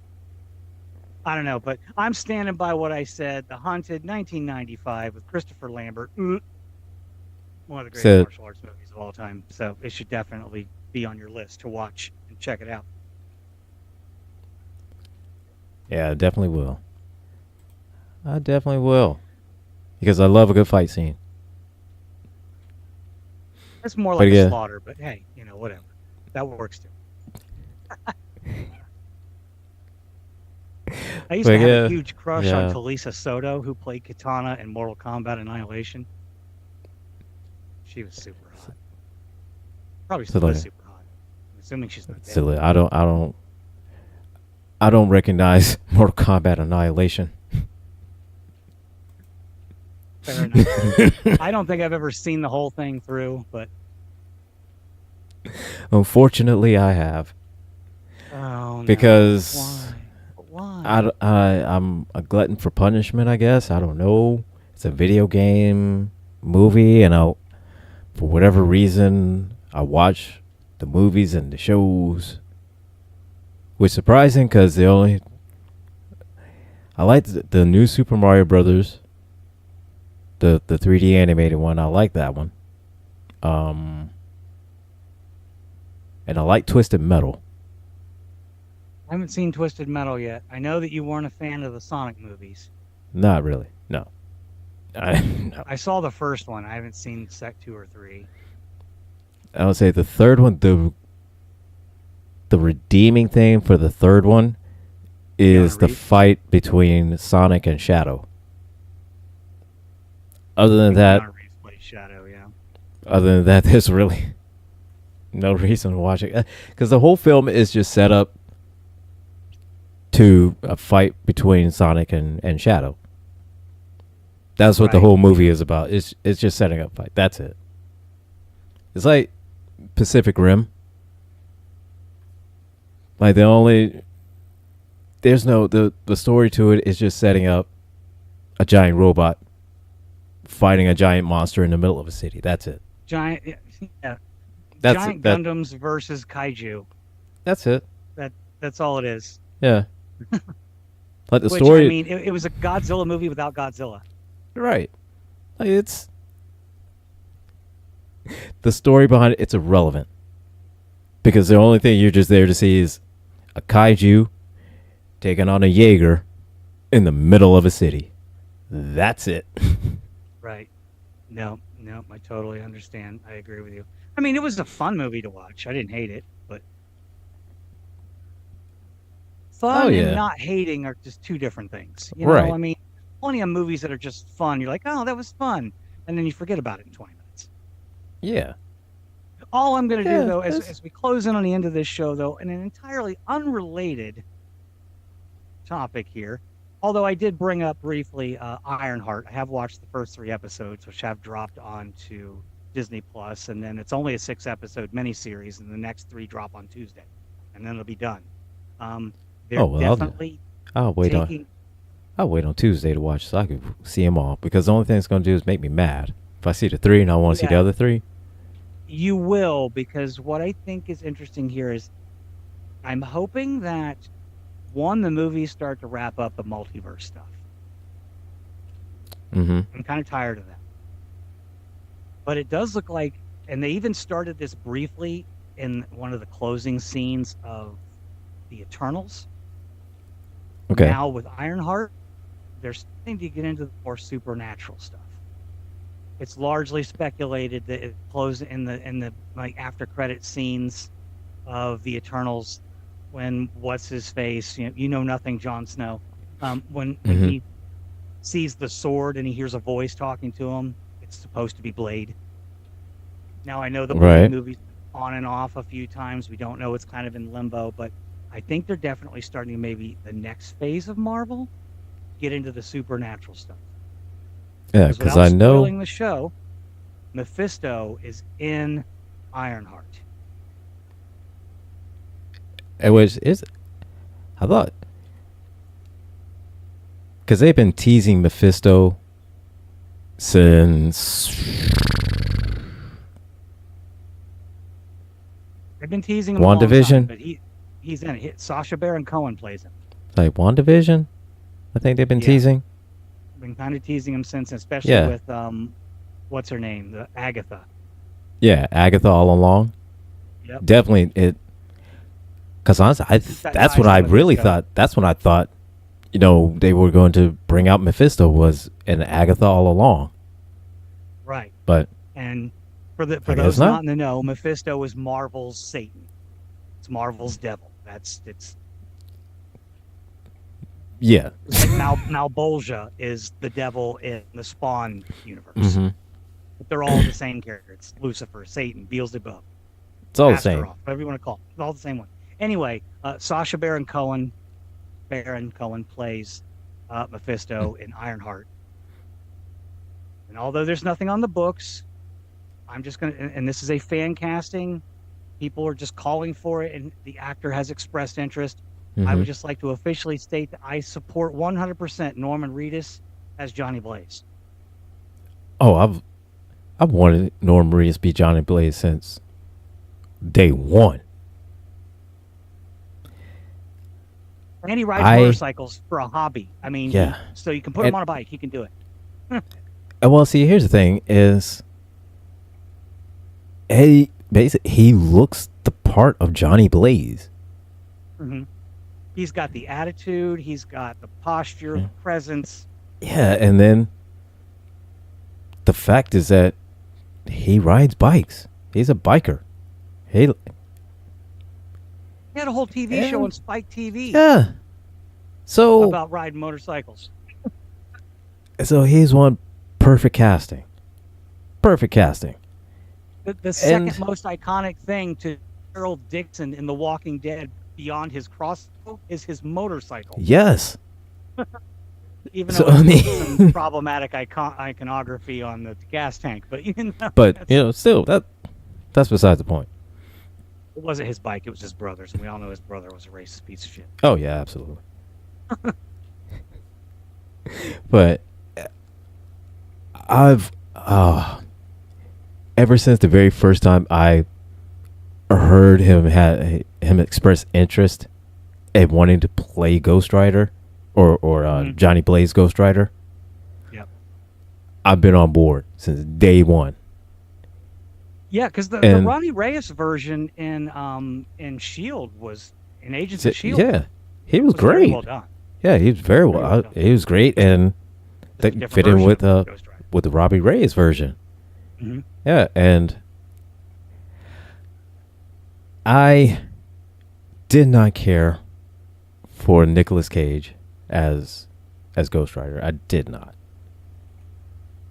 Only the transformation scene when he first turns into Ghost Rider in that garage. That is the only good scene in that movie. The rest of it is trash. Agreed. Because you get here's the thing. As I've always stated that Nicolas Cage is either A good actor in a bad movie, or B, a bad actor in a good movie. He's never one of the... It's always a good actor in a bad movie, a bad actor in a good movie. With that scene, it was a good actor in a bad movie in that scene.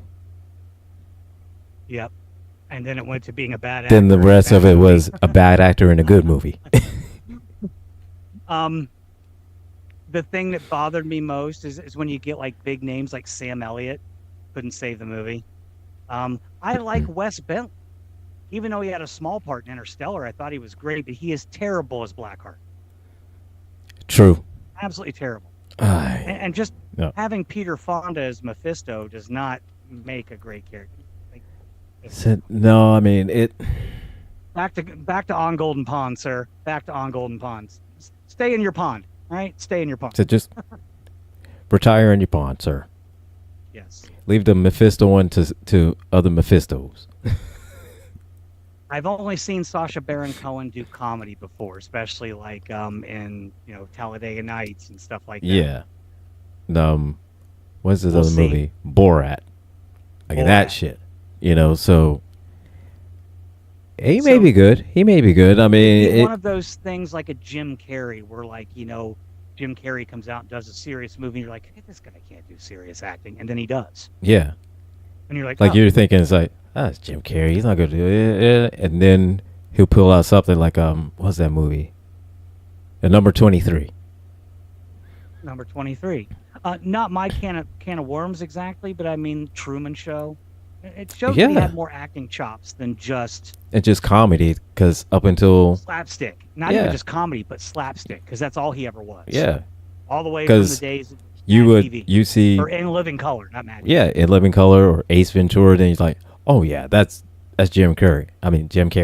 But then we'll get into stuff like, Truman Show.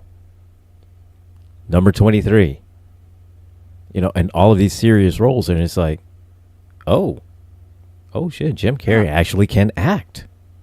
I know. I mean, you see it. I mean, it does happen. I mean, we watch people like Tim Curry, who does mostly comedy and plays goofball characters, singing transvestites from outer space, and then comes along and puts on some red skin and some horns and becomes the best representation of the devil I've ever seen on screen. Right? Then... Or it's just like, he is just like that, playing a transvestite, and then all of a sudden he plays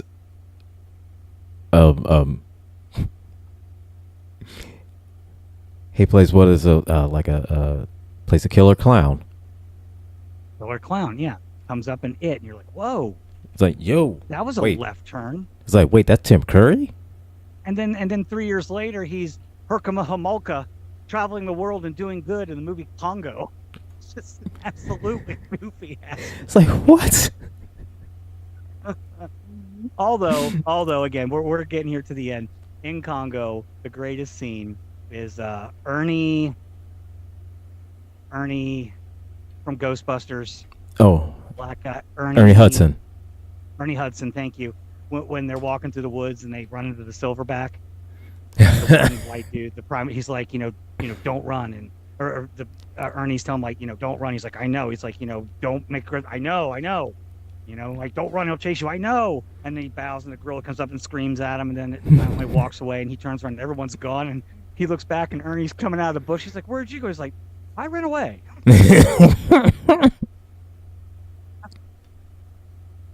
Hey, I don't blame him. I would too. Hey, he's looking at you. He's not looking at me. He's screaming at you. I'm gone. I'm gone. Say he's talking to you, bro. I'll be over here. This goes way back to a conversation we had on another show in another dimension. A black man in the woods and a bear in the woods. Black man ain't in the woods. Black man ain't in the woods. Ain't no black man in the woods. Well, with that, we have at the end of the show. It's been a great show. It's been a lot of fun. It's been fun. I'm not even going to tell you what our second topic is going to be next week because it might change 3 times between then and now. We were supposed to talk Blade Runner. Oh, yeah, that's right. We were. Doesn't matter. This is how we do it. We will most certainly, though, not talk about TOS Season 2, Episode 21, Patterns of Force, and we'll jump right into... Oh, gosh. What's in a name? By any other name. By any other name. There. Since it just came out. So by any other name is still just an episode, isn't it? Not? It's still just an episode. And then we'll get into whatever ADHD, wherever it takes us next week. So with that said, I don't need to review the episode again. I thought it was good. It was fun. Typical Star Trek drama. Typical plot, but pretty good. And Nimoy got to have fun. Again, a lot of fun. You know, so run-of-the-mill plot, but still Nimoy had fun. Great episode. And got to express some of our favorite fight scenes, fight movies. Love it. So next week, we'll be talking by another name. Maybe Blade Runner. I don't know, depending on what the ADHD takes us. So with that being said, click the like and subscribe our YouTube channel so you can stay in tune. Click the little bell so you say can get yes. notifications and be reminded when we're live on the air. Like, share, subscribe, and make sure to click that bell so that you know when you can see our lovely faces again and hear and buy a ticket on the ADHD train. So with that, keep your triple spayed and neutered, and everyone, I will see you all next week, along with Gretchen. She will see you all next week, and we will see you next week. Take care, everyone. Live long and prosper.